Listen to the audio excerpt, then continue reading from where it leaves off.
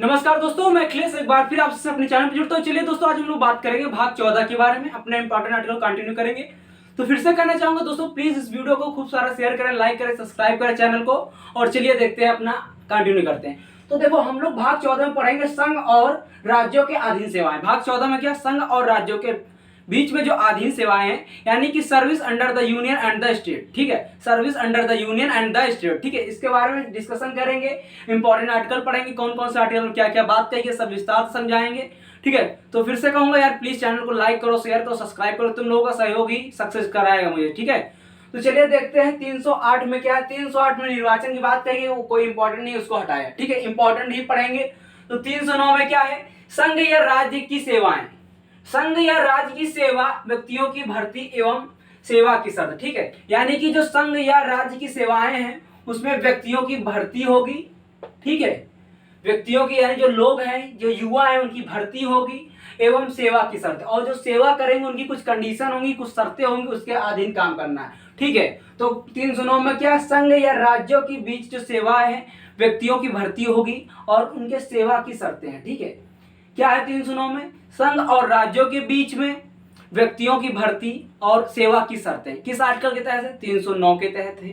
ठीक है, उसके बाद 310 में क्या है, संघ या राज्य की सेवा करने वाले व्यक्ति की पदावधि। ठीक है, पहले क्या है, पहले भर्ती होगी, उसके बाद ही तो पदावधि फिक्स होगी ना, कि कितने साल का टेन्योर है आपका। ठीक है, तो एक बात कही गई, हर सर्विस का अलग अलग टेन्योर होता है। ठीक है, तो अलग अलग टेन्योर है, तो उसी की बात कही गई। 310 में क्या, संघ या राज्य की सेवा करने वाले व्यक्ति की पदावधि। संघ या राज्य यानी सेंट्रल और स्टेट की जो सेवा कर रहे हैं, उनकी व्यक्ति की पदावधि, कितने साल तक वो जॉब करेंगे, उसकी बात किस आर्टिकल में, 310 में है। आर्टिकल 310 में क्या है, संघ या राज्य की सेवा करने वाले व्यक्तियों की पदावधि। इतनी बात समझ में आई। यानी 309 में क्या, संघ या राज्य की सेवा करने वाले जो व्यक्ति हैं, उनको कैसे भर्ती करना, यानी कैसे सिलेक्शन लेना, और उनकी सेवा की शर्त है। ठीक है, यानी उनकी कंडीशन है, सेवा की शर्त रखी गई है। वही 310 में क्या, संघ या राज्यों की सेवा करने वाले व्यक्ति की पदावधि, यानी कि कितने साल तक, कितने टेन्योर तक वो कार्य कर सकता है।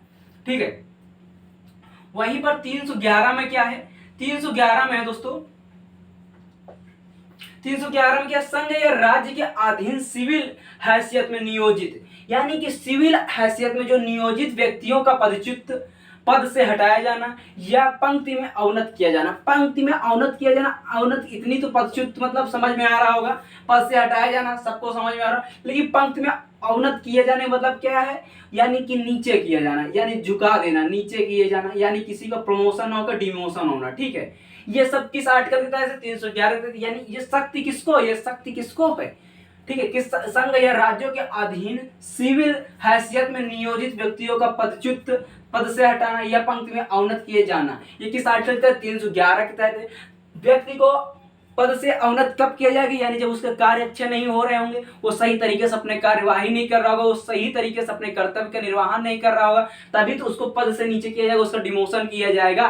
ठीक है, तो किस आर्टिकल के तहत, संघ या राज्यों के अधीन सिविल हैसियत में नियोजित व्यक्तियों का पदच्युत पद से हटाना या पंक्ति में अवनत करना। अवनत मतलब नीचे करना, यानी नीचे, उन्नत मतलब ऊपर ले जाना होता है। तो उसी तरह उसका जस्ट अपोजिट क्या है, अवनत। देखो हिंदी भी पढ़ा रहे हैं, ठीक है, हिंदी भी पढ़ा रहे हैं ना। तो अवनत का मतलब क्या, नीचे ले जाना, यानी उसके पद का डिमोशन करना है। ठीक है, प्रमोशन है, डिमोशन करना, यानी उसके पद का नीचे लाना। ठीक है, तो ये किस आर्टिकल के तहत, 311 के तहत है। तो चलिए जो आगे आर्टिकल है उसको हम आगे देखते हैं। चलिए आगे देखते हैं। अगला क्या है, 312। 312 में क्या सबसे इंपॉर्टेंट आर्टिकल है, 312 315 मोस्ट कंफ्यूजन आर्टिकल है। ठीक है, तो इसको भाग 14 के 312 और 315 मोस्ट आर्टिकल जो है कंफ्यूजन वाले, इसलिए इन दोनों बहुत याद करना, बहुत ध्यान से रखना। ठीक है, तो 312 में क्या है, अखिल भारतीय सेवाएं। अखिल भारतीय सेवाएं मतलब IAS, ठीक है, IFS और IPS, इनका फुल फॉर्म बताने की जरूरत नहीं, सब कोई जानता। ठीक है, यानी कि Indian administrative service, Indian foreign service, ठीक है, इंडियन पुलिस सर्विस। ठीक है, ये तीनों। तो भारत में 300 आर्टिकल जो कॉन्स्टिट्यूशन है, उसका आर्टिकल नंबर 312 क्या कहता है, अखिल भारतीय सेवाएं। अखिल भारतीय सेवाएं, और ये कौन कौन सी है, 3 है, IAS, IFS और IPS। ठीक है, कितने लोगों का सपना है, और मैं आशा करता हूं सबका सपना पूरा हो। लेकिन जो मेहनत करेगा उसी को पूरा होगा, आशा करने से कुछ नहीं। आप मेहनत करिए, जान झोंक दीजिए, पक्का एक दिन मिल जाएगी सेवा आपको, ठीक है। तो 312 में क्या, अखिल भारतीय सेवाएं, यानी कि भारत में 300 अखिल भारतीय सेवाएं किसमें है, 312 में है। और 312 काम में क्या है, 312 काम में क्या है, 312 काम में क्या है, कुछ सेवाओं के अधिकारियों की सेवा की शर्तों में परिवर्तन करने की संसद की शर्त, यानी कुछ सेवाओं के अधिकारियों की सेवा की शर्तों में परिवर्तन करने की संसद की शक्ति। मान लो अगर कोई आईएएस बन गया, मान लो उसका वर्क बहुत अच्छा है, तो उसको सेक्रेटरी बना दिया जाएगा, किसी डिपार्टमेंट का सचिव, ठीक है। तो यही सब चीजें बताई गई। कुछ सेवाओं के अधिकारियों की सेवा की शर्तों में परिवर्तन करने की संसद की शक्ति, संसद की शक्ति, यानी ये किसके पास है, पार्लियामेंट के पास है। Article number 79। अच्छा, कुछ आर्टिकल तो ऐसे याद हो गए, इतना हम बका देते, इतना बता देते तुमको, ऐसे ही बता देते ना, तो कुछ तो याद ही हो गए होंगे। तो 312 काम है, कुछ सेवाओं के अधिकारियों की सेवा की शर्तों में परिवर्तन करने की संसद की शक्ति किस आर्टिकल में है, यानी कोई आदमी किसी डिपार्टमेंट में काम कर रहा है, उसका परिवर्तन कर सकते हैं, उसको चेंजेस कर सकते हैं, तो किस आर्टिकल है, 312 काम है। और 312 में क्या, अखिल भारतीय सर्विसेज, यानी अखिल भारतीय सेवाएं, किस आर्टिकल के तहत अखिल भारतीय सेवाएं हैं, तो 312 में क्या है, उनकी प्रवृत्तियों को चेंजेस करना, उनकी यानी कि कुछ सेवाओं के अधिकारियों की सेवा की शर्तों में परिवर्तन करने की संसद की शक्ति, ठीक है। इतनी बात समझ में आई, बोलो 312 का समझ में आया। तो आगे देखो 313 में क्या, संक्रमणकालीन उपबंध। संक्रमणकालीन उपबंध सबसे एग्जांपल बढ़िया भी कोरोना वायरस लो, पकड़ो। कोरोना वायरस क्या है, देखो अभी कोरोना वायरस चल रहा था, तो ऐसी कंडीशन थी कि हर इंडिविजुअल को जो सोशल नेटवर्क में था, यानी जो संघ और राज्य के सोशल वर्कर में था, यानी हर इंडिविजुअल को अपना अपना काम निभाना था।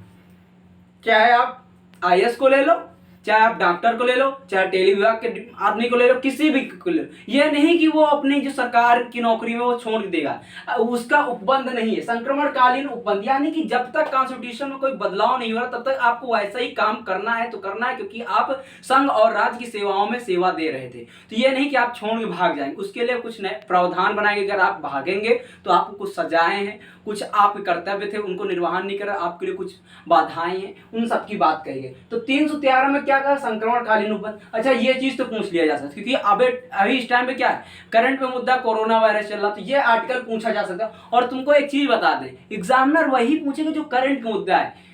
एक साल भले पूछे जो करंट का मुद्दा होगा उसको पूछे, उसी से रिलेटेड क्वेश्चन बना दे। फिर कहोगे कि यार करंट अफेयर्स तो एक साल पुरानी पूछ ले। एग्जामिनर कभी ये नहीं करता है। हो सकता है कि वो एग्जामिनर पीछे का जरूर पूछेगा, लेकिन करंट कोई मुद्दा होगा, इसीलिए कहते हैं करंट अफेयर्स मोस्ट इंपॉर्टेंट है, मोस्ट इंपॉर्टेंट। और फिर से कहेंगे भाई साहब एसटी देते रहना, जो एसटी करा रहे हैं, फ्री ऑफ कास्ट करा रहे हैं, उसको देते रहो। एक दिन ऐसा आएगा कि एसटी भी हम बेचेंगे, ठीक है। एक दिन ऐसा, क्योंकि एसटी बनाने में बहुत मेहनत लगती है, पूरा 1 हफ्ता लग जाता है, जान जोखिम में लगा के करते हैं, ठीक है। बहुत मेहनत से क्वेश्चन सिलेक्ट करते हैं, वो आप लोग को देते हैं, ठीक। तो चलिए प्लीज, आपको अभी फ्री मिल रहा है, सबको एंजॉय करो, जब भगवान देंगे तो मेरी पूरी यही कोशिश है कि आपका सिलेक्शन हो, वो भी फ्री ऑफ कॉस्ट, कोई पैसा नहीं लेंगे, ये मेरी कोशिश रहेगी, ठीक है। तो 313 में क्या, संक्रमणकालीन उपबंध। इतनी बात समझ में, बोलो अगर इतनी बात समझ में। तो अब आगे देखते हैं 314 निरस्त कर दिया गया, यानी निरसित कर दिया गया, यानी 314 को हटा दिया गया। अब 315 से लेकर 323 तक की जो भी घटनाएं हैं, जो भी आर्टिकल है, उनको हम आगे पढ़ते। चलिए आगे देखते हैं, आगे देखते जो महत्वपूर्ण। अगला कौन सा, 315। देखो ये जो 315 से लेकर 323 तक है ना, ये क्या, लोक सेवा आयोग, यानी क्या है, लोक सेवा आयोग, लोक सेवा आयोग, लोक सेवा आयोग। इसलिए बहुत बार रिपीट कर रहा हूं, क्योंकि 315 में जो कहा गया संघ और राज्यों के लिए लोक सेवा आयोग, और 312 में क्या गया, अखिल भारतीय सेवाएं। 312 और 315 बच्चों के लिए बहुत कंफ्यूजन वाला है, इसलिए 315 में क्या, लोक सेवा आयोग, लोक सेवा आयोग, लोक सेवा आयोग। और 312 में क्या है, आईएसपीसी, आईएएस, आईएफएस, आईपीएस, यानी अखिल भारतीय सेवाएं, आईएएस, आईपीएस, ठीक है, और IFS, IAS, IPS, IFS, Akhil Bharatiya सेवा। 312, 315 में क्या, लोक सेवा आयोग, संघ और राज्यों के लिए लोक सेवा आयोग, यानी जो सेंट्रल और स्टेट के लिए क्या, लोक सेवा आयोग, ठीक है, जो तुम्हारा एग्जाम कराता है, ठीक है, सुने होंगे संघ लोक सेवा आयोग, जो एग्जाम कंडक्ट करा रहा है, ठीक है। तो संघ और राज्यों के लिए लोक सेवा आयोग किस आर्टिकल के तहत, 315 के तहत। 312 के तहत क्या है, अखिल भारतीय सेवाएं, आईएएस, आईपीएस, आईएफएस। 312 और 315 के तहत क्या है, संघ और राज्यों के लिए लोक सेवा आयोग। ये दो आर्टिकल जो है भैया बेटा बहुत इंपॉर्टेंट हैं, यानी कि मोस्ट इंपॉर्टेंट हैं। इनमें कंफ्यूजन बच्चों को बहुत होती है और बहुत बार पूछा जाता है, एग्जामिनर हर बार इसी को पूछता है। ठीक है, तो चलिए देखते हैं 316 क्या है, सदस्यों की नियुक्ति और पदावधि। यानी कि जो 316 में क्या है, सदस्यों की नियुक्ति कौन से, लोक सेवा आयोग के, लोक सेवा आयोग के सदस्यों की नियुक्ति और उनके पदावधि। यानी 316 में क्या है, जो लोक सेवा आयोग है उनके जो सदस्य होंगे उनकी नियुक्ति और पदावधि किस आर्टिकल के तहत, 317 के तहत, 316 के तहत। 316 के साथ क्या, सदस्यों की नियुक्ति और पदावधि। वहीं पर 317 क्या, सदस्यों को हटाना या निलंबित करना। निलंबित का मतलब क्या है, समझ रहे होगे, सस्पेंड करना। ठीक है, सस्पेंड करना यानी कि जब कोई अधिकारी अपना घर भरने लगता है, ना कि जनता की सेवा करने लगता है, तब उसको क्या किया जाता है, निलंबित किया जाता है। कुछ ऐसे कुकर्म हो जाते हैं उनसे, कुकर्म ही कहेंगे हम तो, ठीक है, कि सदस्यों को उनको हटाना भी पड़ जाता है। ठीक है, क्योंकि इंसान यहाँ पे पहुंचने के बाद अगर उसको जो देश की सेवा करने के लिए और राज्य की जनता की सेवा करने के लिए बनाया गया, अगर वहां पे वो अपना घर भरने गया ना, तो उससे गंदा कुछ भी नहीं है। समाज के लिए, खुद के लिए, उसके परिवार के लिए उससे बुरा कुछ नहीं है। तो 317 में के सदस्यों को हटाना या निलंबित करना। 317 में क्या है, जो लोक सेवा आयोग के सदस्य हैं उनको हटाना या निलंबित करना। कौन सा अटका, 317। ठीक है, 318 क्या है, 318 कह रहा है सदस्यों और कर्मचारियों की सेवा की शर्तों के बारे में विनियमन बनाने की शक्ति। विनियमन बनाने की शक्ति, विनियमन का हिंदी में अर्थ समझो, सिद्ध भाषा में समझो, वह नियम जो अधिकारियों पदाधिकारियों द्वारा बनाया जाता है उसे विनियमन कहते हैं। वह नियम जो किसी अधिकारियों द्वारा बनाया जाता, शासनायुक्त बनाया जाता, शासन द्वारा, सत्ताधारी दल द्वारा बनाया जाता, उसे क्या कहते हैं, विनियमन कहते हैं। तो सदस्यों और कर्मचारियों की सेवा की शर्तों के बारे में यानी नियम बना, आधिकारिक नियम बनाने की शक्ति। ठीक है, किस आर्टिकल के तहत, 318। तो सीधी सी बात अगर तुमसे पूछ ले जो सदस्य हैं उनके नियम किस आर्टिकल में, तो 318 में, कि यानी वो किस तरीके से कार्य करेंगे, कुछ नियम होंगे, कुछ सीमाएं होंगी, तो किस आर्टिकल है, 318। 318 में क्या है, सदस्यों और कर्मचारियों की सेवा की शर्तों के बारे में विनियमन। विनियमन वह, फिर से बता देता हूं, विनियमन समझ लो, वह आधिकारिक नियम जो किसी पदाधिकारी, सत्ताधारी दल द्वारा, किसी अधिकारी द्वारा बनाया जाता है उसे विनियमन कहते हैं। और विनियमन बनाने की शक्ति किसमें, 318 में। यानी सदस्यों और कर्मचारियों की सेवा की शर्तों के बारे में विनियमन बनाने यानी कानून बनाने की शक्ति किसमें आर्टिकल के तहत है, 318। फिर से समझो, 318 के सदस्यों और कर्मचारियों की सेवा की शर्तों के बारे में विनियमन मतलब कानून बनाने की शक्ति, किस आर्टिकल, 318 में। और 320 में क्या है, लोक सेवा आयोग। 318 फिर से कहो समझाए, अच्छा आखिरी बार सुनो, 318 के सदस्यों और कर्मचारियों की सेवाओं की शर्तों के बारे में विनियमन यानी कानून बनाने की शक्ति। 318 में क्या है, सदस्यों और कर्मचारियों की सेवा की शर्तों के बारे में विनियमन बनाने यानी कानून बनाने की शक्ति, किस आर्टिकल का, 318 का। 320 में क्या है, लोक सेवा आयोग की कृत्य। कृत्य का मतलब कर्तव्य, कृत्य का मतलब क्या है, कर्तव्य, यानी कि जो लोक सेवा आयोग है उसका कर्तव्य क्या, उसके बारे में बात कही गई है। तो चलिए देखते हैं, कुछ इंपॉर्टेंट और बचे हैं उनको हम आगे देखते हैं। चलिए आगे देखते हैं, चलिए जो आगे इंपॉर्टेंट है आगे वाले देखते हैं। अगला कौन सा, 322। 322 में क्या है, लोक सेवा आयोग का व्यय, यानी जो लोक सेवा आयोग है उसका खर्च के बारे में चर्चा की गई है। तो किस आर्टिकल के तहत, 322 के तहत क्या है, लोक सेवा आयोग का व्यय, लोक सेवा आयोग का व्यय 322 के तहत। 322 के तहत क्या, लोक सेवा आयोग का व्यय। 322 के तहत क्या, लोक सेवा आयोग का व्यय। 322 में क्या है, लोक सेवा आयोग का व्यय। और 323 में क्या है, लोक सेवा आयोग के प्रतिवेदन। लोक सेवा आयोग के प्रतिवेदन का मतलब भूत और वर्तमान में जो भी घटना घटी उसका संक्षिप्त विवरण।